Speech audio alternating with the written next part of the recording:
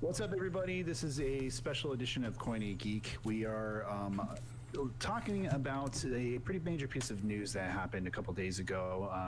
Hey, Daniel, what's up? What's up, man? I Hey, didn't even say hi to you. it's okay. I mean, it's not a real podcast, so let's just get right into it, you know? That's true. This is the first They time know we've who we done are. something together. So, yeah, exactly. Elliot and Daniel. Yeah. Yeah. So we're Uh-oh. actually we're coming together here to talk about the purchase that happened recently. At least the announcement that the intent purchase that Xbox has announced, and by now you guys have probably all heard about it because it's been all over the news. But Xbox has planned to announce. Excuse me. Xbox, I'll edit this out later. Xbox announced that it plans to acquire ZeniMax Media and Bethesda Softworks, creators of Elder Scrolls, Fallout, Wolfenstein, Doom, Dishonored, Quake, Starfield, and more. I read that right off of IGN. But yeah, pretty huge news that came across our bow here recently. I actually saw it on Twitter, first of all things, because I think I was at work and I was like, whoa, that is a big deal. And there's lots to talk about. We'll try to cover a lot in a small amount of time. But before we get into it, first impressions, Daniel, what kind of struck you about this? Well, maybe Bethesda will be good again. I do remember you making that comment on Twitter. I was like, that sounds like a very Daniel thing to say, but you're not wrong. No, I see it as a good thing overall.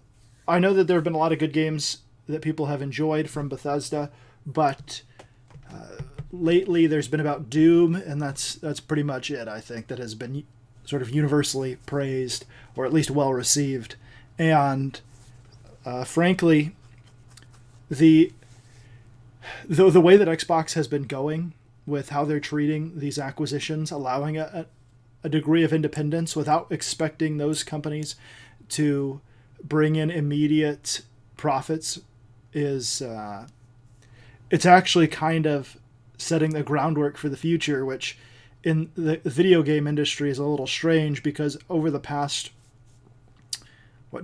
two console generations, we've basically gotten to the point where it's immediate gratification, immediate monetary gain is the only thing that matters, and be damned all classic franchises and goodwill for the consumer. Sure. Yeah. Well, to piggyback off of what you first said, well, Bethesda will make Bethesda great again. That should be their slogan. Yeah. But the first thing that came to my mind, let me back up a little bit, is like, oh, well, this makes sense that Microsoft is doing this because in the last generation in particular, and something that Xbox has really struggled with has been exclusives. Now, we'll talk about whether or not this means that they're going to be exclusive or not, because that was a big question mark. But Microsoft, I think, lacks the first-party power that Sony has at its disposal, right? So people like myself, who are mostly Sony guys, look at the Microsoft library, and even with Microsoft Game Pass, which is a tremendous deal, most of those games are on PC, which I have a PC. A lot of games on there there's nothing really on there that speaks to what Microsoft is, or specifically Xbox. I think the closest thing you could say is like Halo. Like, okay, Halo is sort of the flagship title for the Xbox because that's really what put the original Xbox on the map. Yeah. But they've really struggled since then. They've got Gears and they've got Forza. I guess you could argue Fable, but it starts to taper off. Yeah. Much more after that. So this was like, okay, here they are. They're buying something that a lot of people know, and that have produced some games that are huge sellers. Nobody can argue that the Elder Scroll, like Skyrim, is one of the biggest games of all time. Oh, surely. Yeah. So then the question comes to mind then is like, okay, well, they bought Bethesda. Does that mean Skyrim is going to be, or the next Skyrim or the next Elder Scrolls rather, is going to be exclusive? And what's the answer to that? I guess wait and see, right? Like here was my immediate. This is even before I saw what Phil Spencer said when he was interviewed about this topic, about buying Bethesda. My immediate reaction was, no, they'll probably still release some games on all consoles. If you look at these huge purchases, because most of the companies that Microsoft has purchased lately are smaller companies. We might like we might like Obsidian Studios. But the bottom line is the latest hits that they've had and the biggest hits that they've had were things that they initially crowdfunded to build. This was an independent company making things on their own, away from everybody. And their best games, the ones that were the most complete and least buggy, were the games that they made on their own, not with the backing of somebody like Bethesda putting money into them. Also, you have Double Fine, which is the same position, a small company making smaller games. So that's what Microsoft has been purchasing, is these types of companies. With the two biggest purchases that they've made, one was for one IP, and that was Mojang, which is Minecraft. And I think that's the one to look at in terms of this, what I think this Bethesda deal is going to be more like. Minecraft has continued to be published on every conceivable. I mean, it and Skyrim are on everything. That's right. Sort of the joke. Is Skyrim's on every conceivable platform, and so is Minecraft.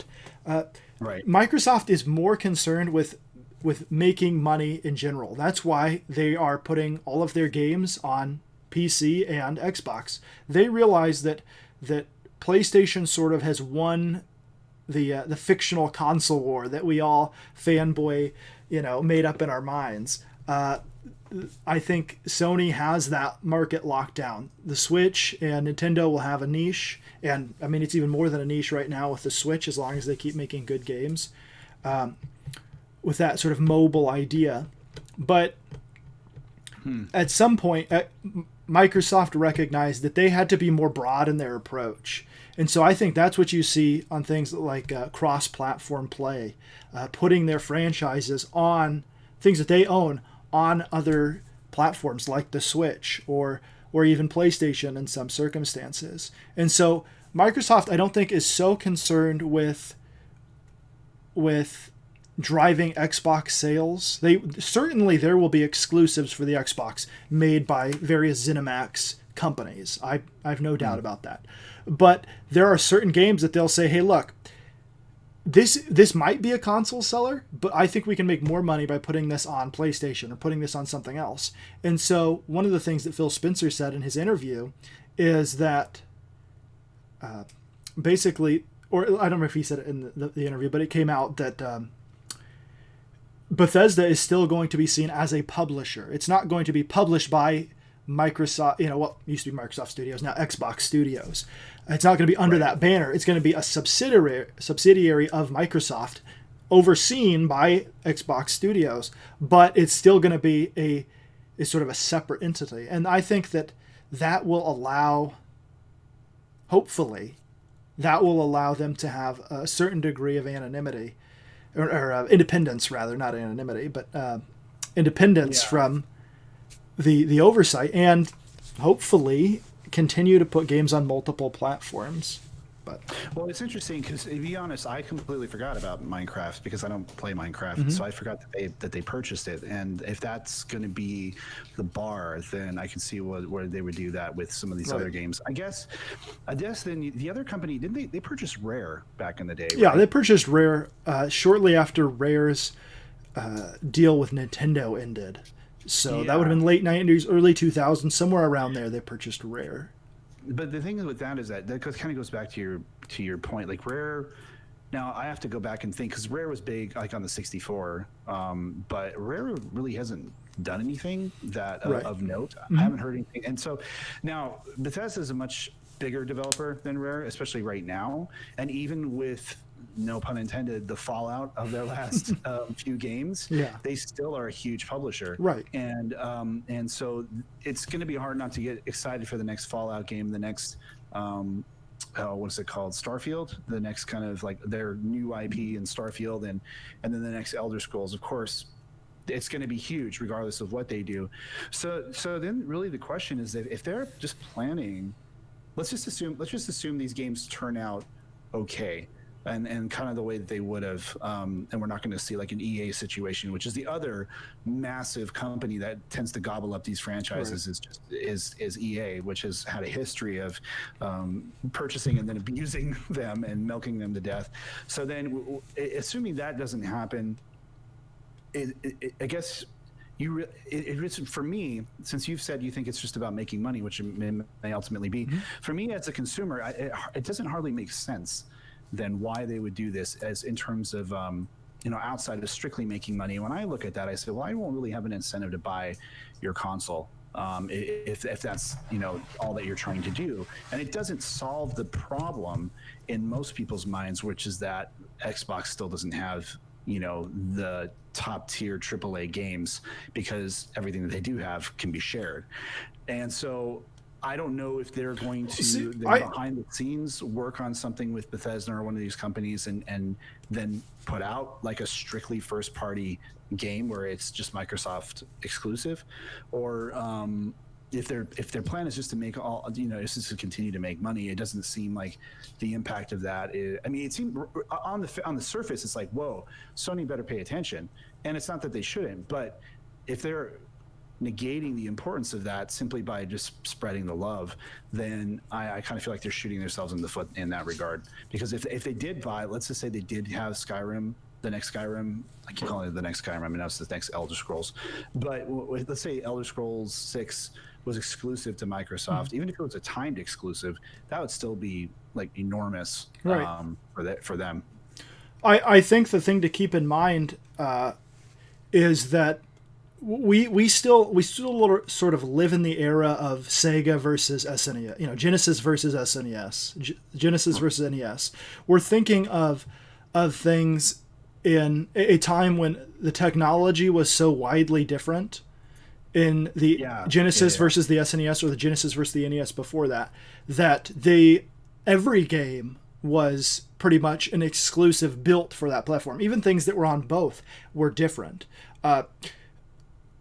In order to get Earthworm Jim to play on Genesis, you had to do certain things differently than you would for the SNES. Where three less buttons on the controller. Right. Yeah. Exactly. Yeah, for sure. And so we're still in that. I think in that mindset of like, for a lot of gamers that grew up in that era of more competition, and the N64 was radically different from the PlayStation, and then nowadays you're not. There is certainly different capabilities of the hardware, and obviously programming for one over the other is going to have differences, but there is some degree of similarity between how the games are and how they look and how they play and everything on each console. So you get to this point where, for Microsoft, because they did lose the last war, the last battle, the last generation in terms of sales. They had a poor leader in the beginning of that Xbox One era. Phil Spencer was not in charge. The man who was Don Matrick or whatever, he was a terrible choice. Microsoft decided that they were going to pursue the idea of being a total entertainment hub. Little did they know that the smart television would totally make that obsolete. Right. It was a poor choice. They focused on that. They focused on integrating video games and television shows and all of this really poor choices.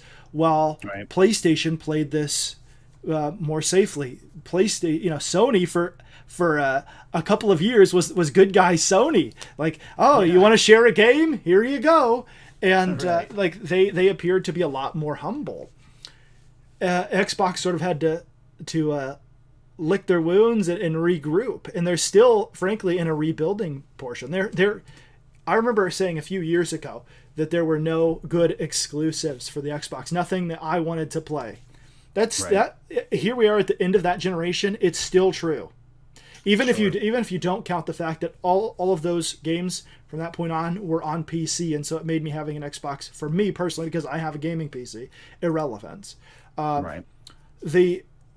There still isn't a great. What's the big seller for the Xbox One? What was the huge app killing game?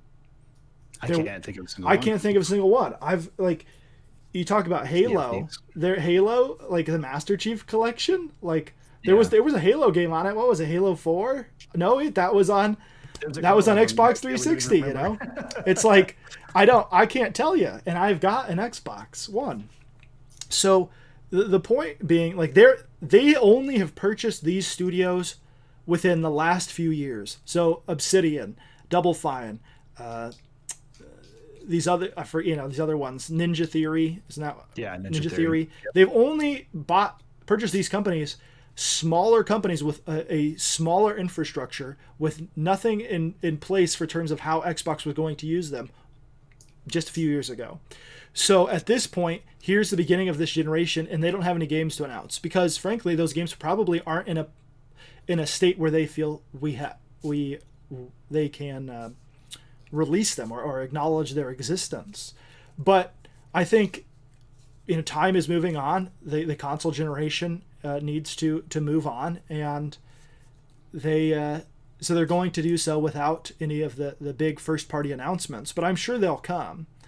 And when it comes to sort of the cross-platform play, like basically putting the games on the PC, I've said this a few times now in various interactions with you. I don't remember where, if it was on Twitter or if it was on Facebook or one of these streams, but the idea that basically your consoles are at a point now where they're lower cost PCs, and so for Microsoft, they still get money for publishing it on their other product, which is Windows. These games being able to run on that still makes them money, and so they view it all as being as different markets almost with the same product. So the Xbox, somebody will buy an Xbox because they aren't a PC gamer. PC gamers are an interesting breed that think themselves over everybody and try to pretend like they're going to win when clearly the mass amount of the biggest portion of gamers, I think, are going to always be console, at least for the time being. But I think for Xbox, because they lost that last battle, they realized that for them it's like, okay, let's put our eggs in more than one basket, and Sony doesn't have as much incentive to do that because their concern is to sell hardware and then get licensing fees for games that get put onto that platform. Basically make that money that way. Whereas Microsoft sees it a little bit differently, and they're different companies. And I think that has to be recognized, that it's not the same thing as console wars of the yesteryear. Sure. Well, that's interesting. And you're probably right about most of that. I think what I wonder then at the end of the day is that does this ultimately help their sales? Because obviously there's going to be the gaming nerds like myself and you to some extent, and those who follow the industry, right, who are gobbling up all of this news, right? But we know that eventually it's the moms and dads, it's the people that aren't really into the industry that are gonna grab this. So then, before, I think the real success that the Xbox 360 had was that it had, for the time, it had Xbox Live was absolutely killer, and it was head and shoulders above what one PlayStation could offer. It was significantly cheaper than the PlayStation 3, and it came out, I don't know, almost a year early, and so it had a chance to establish itself here. But now that we're looking at it here, and the price points are relatively even, and PlayStation has all the momentum here, unless there really is something big, let's forget about the numbers behind it, but let's just think about, okay, well, is this going to actually help Xbox sales? I think unless there's something really big, or they somehow manage to revive Halo Infinite from the grave and put out something that guys like me want to get, oh my gosh, I got to go play that game. I need to go get an Xbox to play it, or I at least need to get it on PC. Unless they do something like that, do you really see a major difference in terms of how many more Xboxes are going to be sold as we're in the last? No, but again, I don't think that's Microsoft's aim. If we think about Microsoft as a company, they're the ones that purchased this company. They're the ones that purchased ZeniMax. They purchased a large publisher of video games with dozens or hundreds of IPs in various parts of this company. It's not just Bethesda, it's all of these other things. They own Commander Keen now. They own all of these IPs. Microsoft owns those. And so they see this as an acquisition of bigger, I think, than just, okay, we've got Naughty Dog and they can make us an exclusive Spider-Man game, or Insomniac, or whoever's making that. And I think they see it bigger than that. I don't think that they are going to only see it as a way to sell consoles. I think that they will put out exclusives. I think that they will have hopefully good exclusives. I think ZeniMax companies will make them exclusives. But I don't think that Microsoft is only thinking about this in terms of, are we going to sell consoles? Because there's a certain, I think Microsoft has established the Xbox brand enough that there will be people who purchase it because they purchased the Xbox One. They purchased the Xbox 360. They're used to the name Xbox. There's a certain segment of people that are going to do that. There's still people say, hey, you want to come over and play Xbox? That, sure. Or there's come over and play PlayStation. There's a certain segment of the gaming community that is comfortable with that. And so at this point, are they going to sell? There'll be initial excitement about a new console. People will buy it, and then after that, it'll be dependent upon the games. But a lot of these early games for both consoles are going to be PS4, Xbox One, PS5, Xbox Series X type stuff. They're going to be on both. And I think that the thing to keep in mind is these early sales aren't necessarily indicative of how the overall generation will go. We know that with the PlayStation 3 and Xbox 360 because they reached a level of almost equality with PlayStation catching up to Xbox 360, basically because they actually surpassed them by the end of the life cycle. It lasted so long that everybody had an Xbox 360, and then that's when PlayStation, they went over and they bought a PlayStation because they're like, oh, there's games over there I haven't played, and so it lasted so long that it kind of got old. This last generation wasn't as long, and so I don't think there was any chance of seeing that. But we can think about how the Wii was the initial big thing. I mean, the initial Wii sales were huge. Everybody had a Wii, and then over time it died off because the motion controlled craze wasn't lasting. And so, sorry to interrupt you. So that all makes sense, and it sounds like Microsoft is just like, okay, well, we're content to stay in our lane, but we're going to make our lane as profitable as we possibly can. With spending a hefty amount of money. What was it, like $7 billion or something like that? Right. It was quite a bit. So it's a pretty big investment, right? So they got to have at least some idea for that rate of return, which I'm sure they will, especially if they do cross platform. Right. Some of the biggest ones for sure. So then, as far as like, do you think this? I'm going to say this. I don't think this does much goodwill for. If they don't put out any kind of exclusives, I don't know that people will not just get tired of the same old thing. Now, I hesitate to say that because it's different. It's like Nintendo kind of does the same thing, but they're different. They have like a super loyal fan base, and the games that they turn out are usually high quality games like your Mario and your Zelda. So it's like, well, every time there's a new console, they can put out one or two of these a console generation. They can be just fine because people love those games. But Xbox doesn't really have anything like that that's had that stick-to-itiveness, and Sony's constantly evolving. Even like, I don't know if we're gonna see another Uncharted or another Last of Us, maybe not even this entire generation, but with Xbox, though, I wonder at some point if they're not going to capitalize on this in the sense of like getting their fan base excited about something. Where do we get to the point where there's like a diminishing rate of returns, and then Xbox just basically becomes irrelevant? And if they're going to continue to operate it strictly as sort of this is the budget PC, which they can probably do for quite a long time.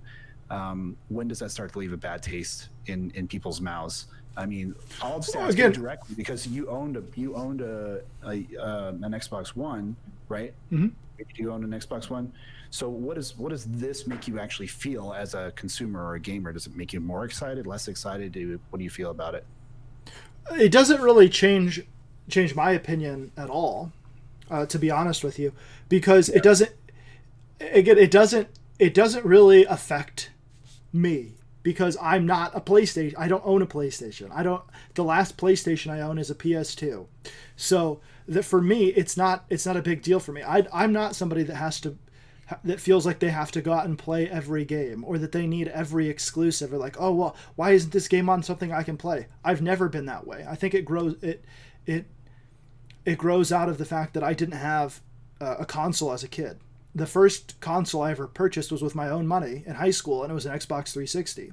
So I played what old PC games I had access to, or and that was basically it. Or we had a Game Boy Color. So for me, it's like I've never been someone that like, oh, I need to go play this. If somebody like maybe I'll seek it out, or maybe I'll get around to it someday. But I'm not an immediate type of person. I'm not big on shooters and that type of multiplayer. I played World of Warcraft for a really long time.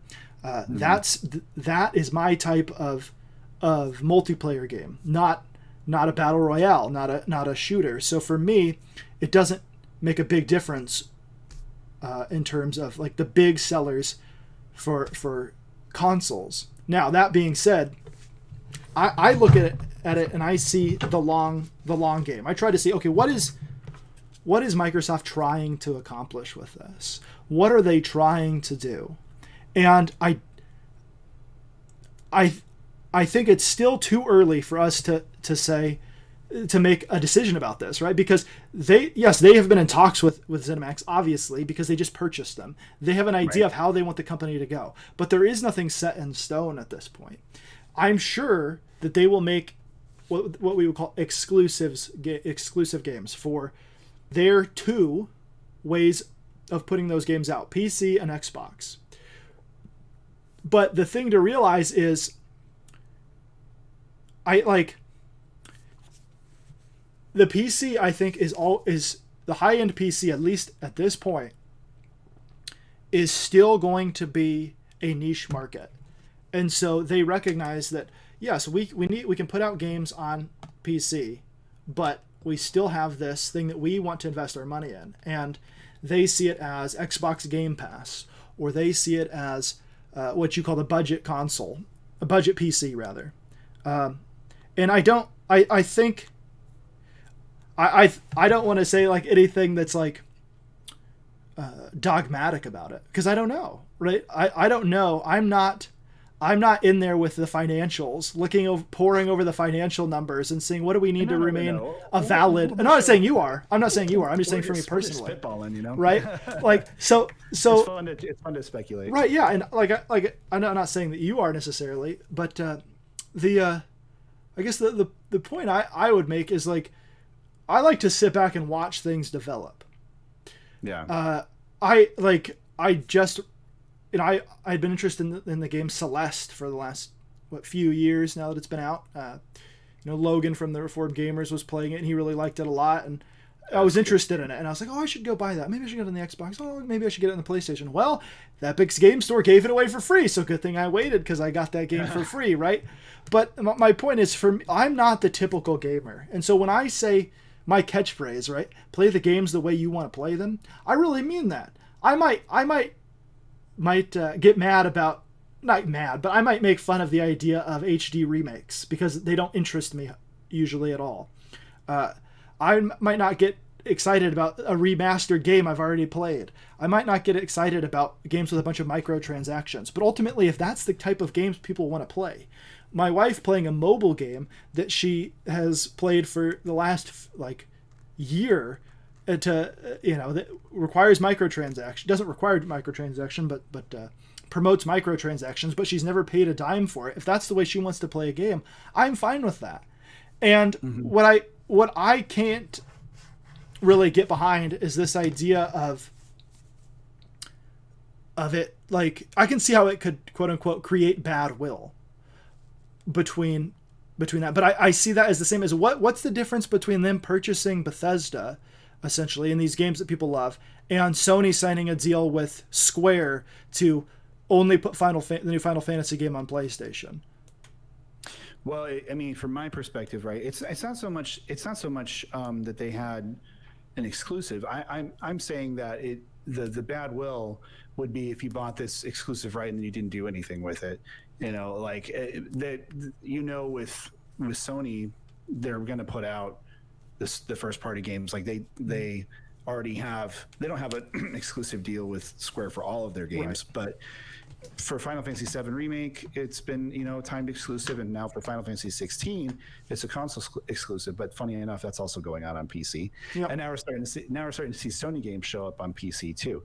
So like Horizon is on PC now, right. And so I understand like they're trying to dip into that market. It's more so like, hey, I paid $7 billion for this, and all we're going to do is everybody's going to get a chance to get this, and there's no like, why did you buy it then? Like that's to make money. Well, yeah. But that's what people are going to say is like because that's what I would say. And I'm not looking at it from like, oh, well, I really care. I don't care if Microsoft's making boatloads of money. I understand from a financial standpoint, but it's just from a gamer standpoint, it's like, well, cool. You're going to make this, or you're going to give me a reason to justify my purchase of this over and above my Sony console, because not everybody can afford to have both of those. And then it's just like, well, my friend has Skyrim too, and I don't know, it sounds petty, but it really is like how this industry works in many ways. Well, I see that, but I also think there's a mistake in thinking that the outcry of the internet is the feeling of the majority, right? What we're seeing often on the internet is the people that are really into it. We're seeing mostly what you would call a fan, right? And fan stands for what? Fanatic. That's what it's a shortening of. I'm not a fan of Microsoft. I'm not a fan of PC gaming, right? Sure. I do those things, but I'm not a fanatic of it. What we're seeing mostly on the internet is a fanatic, right? That's a person that is so into it that they are willing to go on YouTube and troll people about it, or like, go on Twitter and complain about things. Now, or record a show, right? But the difference, I think, is we're not taking into account that the average consumer, the average person, really doesn't even care. They might have, oh, Microsoft bought Bethesda, or they don't even know at all, and they don't care.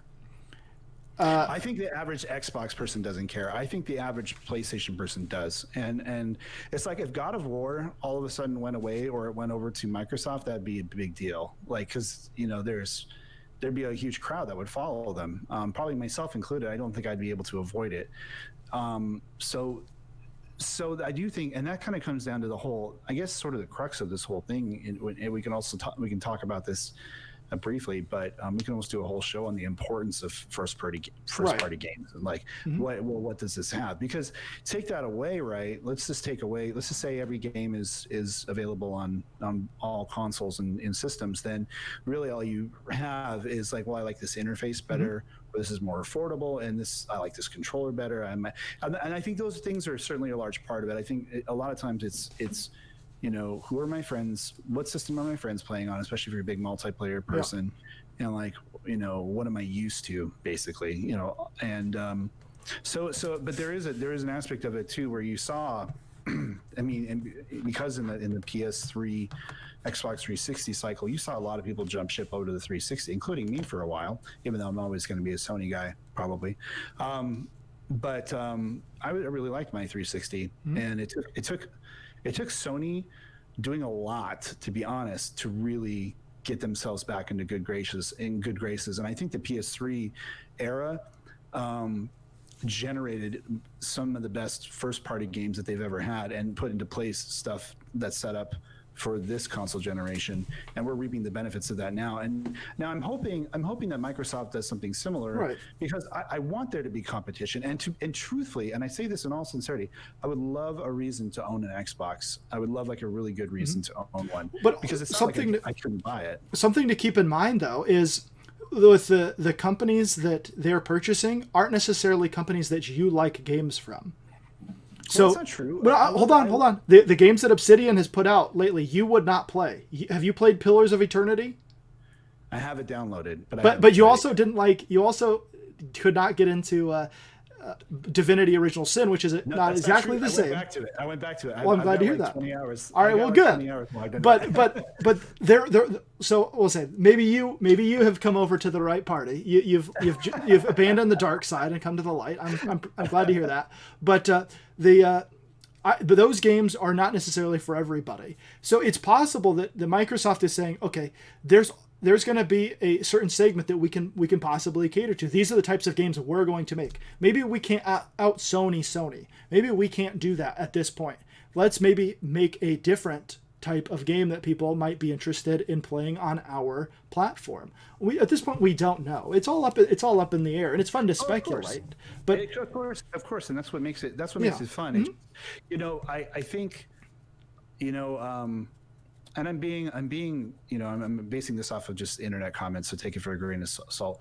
But you have a game like Ghost of Tsushima that comes out and is at the very tail end of PlayStation 4's cycle, which is, in my opinion, one of their top 10 games that they put out. It's fantastic, and I know that Xbox owners are upset that they don't have something like that, or would love to play it, or would possibly consider buying a PlayStation 4, something like that.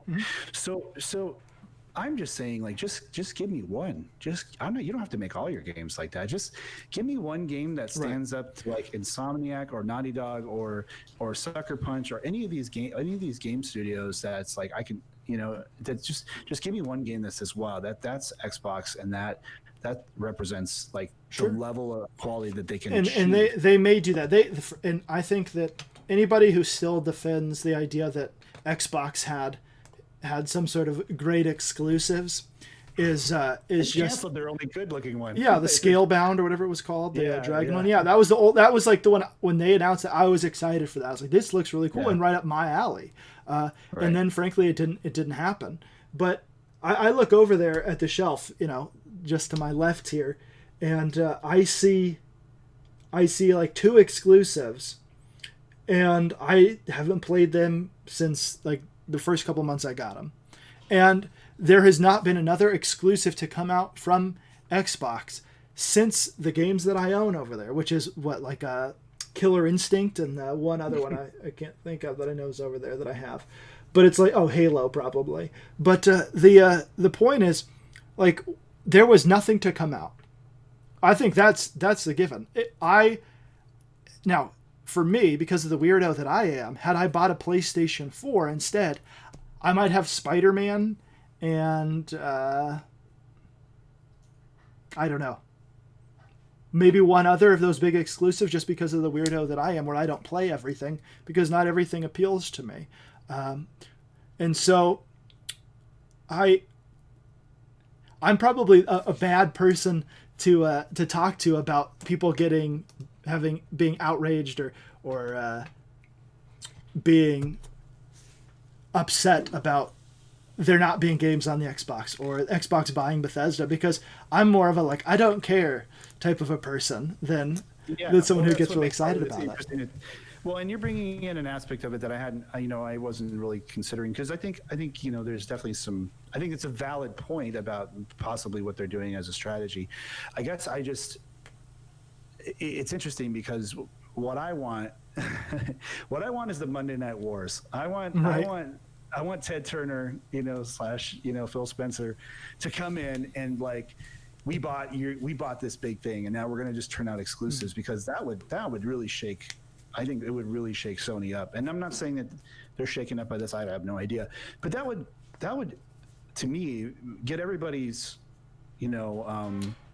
bring everybody to the forefront and saying, like, okay, well, Sony, even though they had a really successful last generation, they can't just coast. And I don't feel like Sony's coasting, but I just feel like that kind of friction and that competition there, it just breeds, the best out of gaming. And the hard thing for me too is that some of these last consoles, and because of sort of maybe you call it the ubiquity of these games, in terms of they all kind of look the same, and I understand it's because they can run on pretty much any platform, give or take a frame or two, but there isn't. I want to see, like, okay, this next generation console, Xbox, it's a pretty solid console. I don't want to just see it run like Call of Duty. I want to see what it can do. I want to see these developers take this and say, hey, we're going to make something that's, like, using the horsepower here that took us years to develop, and isn't just like, a scaled down version of the PC port, but it's something that, like, it just makes you go, wow, like, that looks really cool. So I think there's potential there, especially with Ninja Theory, to do that, because look at what the game they made with a very small budget compared to quote unquote AAA titles, right? Yeah. They made a huge, a hugely beautiful game, and so it's possible that they could push those and develop things that would push the limits of that. And I think we'll see that as Xbox sort of finds its footing again, because even at its heyday, we're talking about a company that had really one game going for it, and then it had a price point. Because Halo was huge. Fable was an okay seller. Lionhead Studios and Peter Molyneux put out like 2 good games. Okay? The guy overpromised and under-delivered, that company. And so that's why it doesn't exist anymore. With Rare, you had them working on other projects for Microsoft. They weren't necessarily working on making a killer game. And so people will point to it and say, oh, look, they pushed these companies down, and they didn't support these companies, and they didn't allow them to be creative. How do we know that Rare can be creative at this point? It's not the company, it's the people that are there that aren't the people that made Donkey Kong Country. You know what I mean? Right. They're not those people. Course. And so it may be still the same culture. Who knows? I don't know enough about it to say.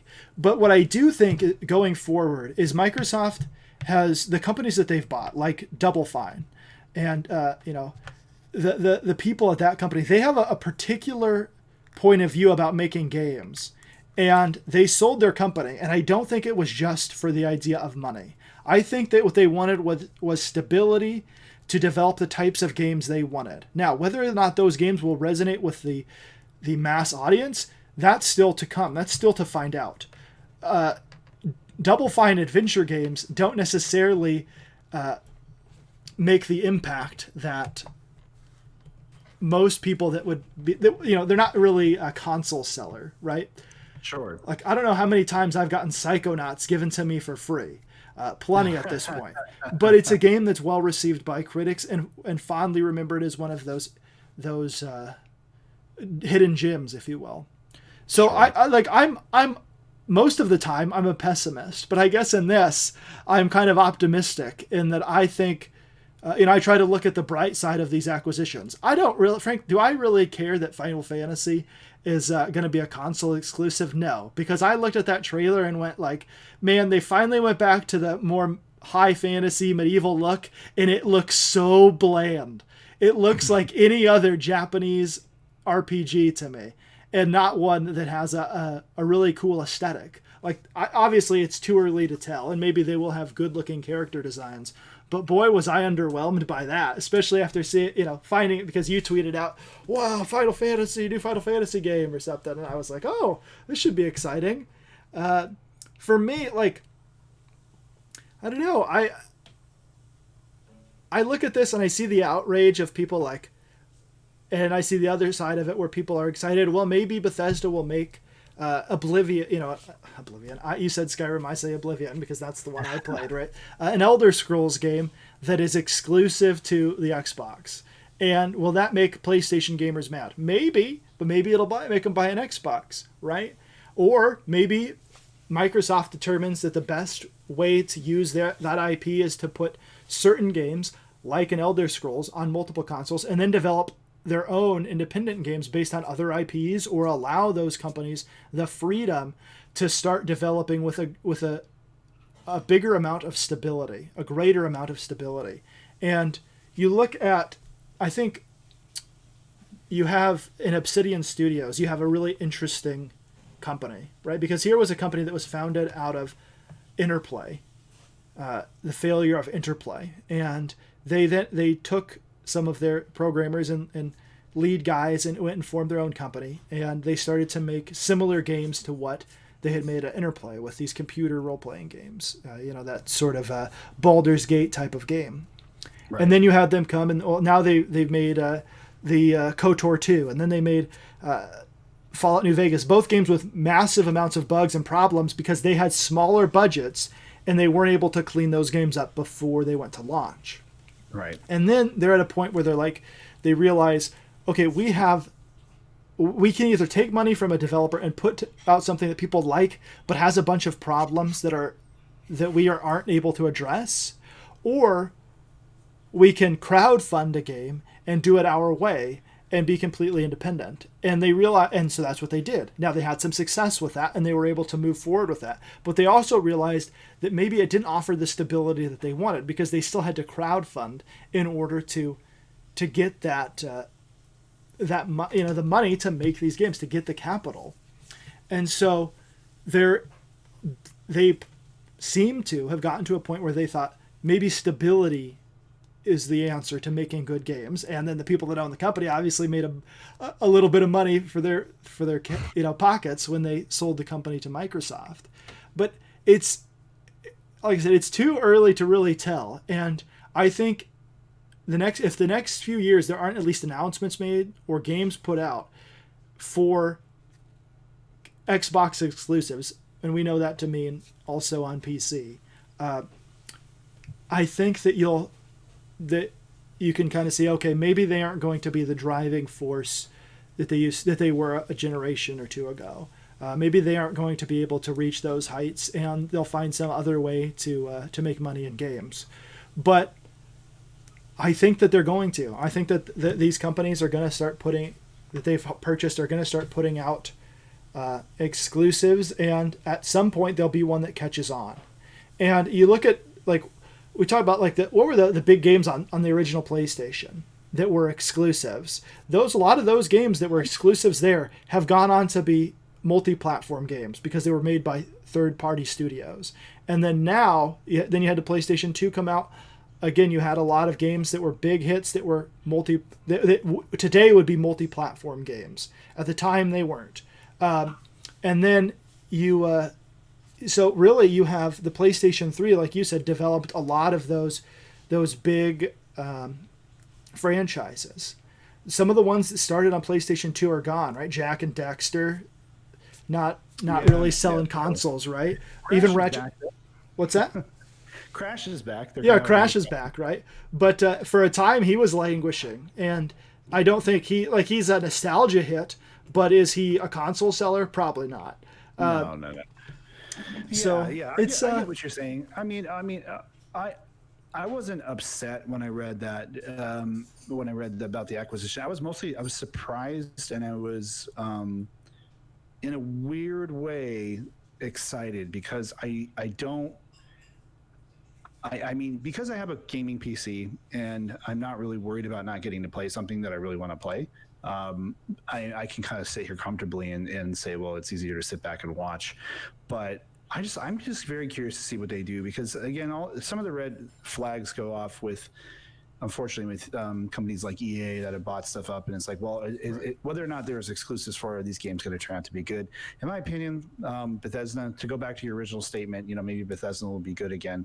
That really has some weight, and if it comes down to this, and if you have the backing of Microsoft and they really are letting you be independent and they're just giving you money to do your thing, and it still can't save you, or you still can't help you put out good games, right, then I don't know what's going to happen with the studio. But I am curious to see what happens. I will say, just kind of to sum up here, I think Microsoft's is doing a pretty good job in the lead up to these next consoles. If I'm being honest, I think Sony has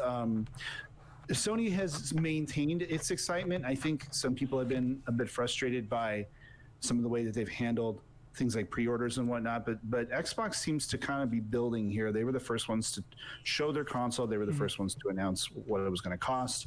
They're getting in people's minds, and now they, the Game Pass, which I have on my PC, is an incredible deal.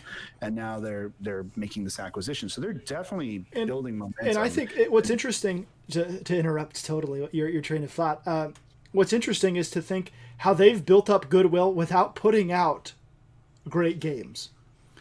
Yeah. What they did was double down on what have they been good at? Xbox Live, right? Pushing the idea of what it means to be a gamer, right?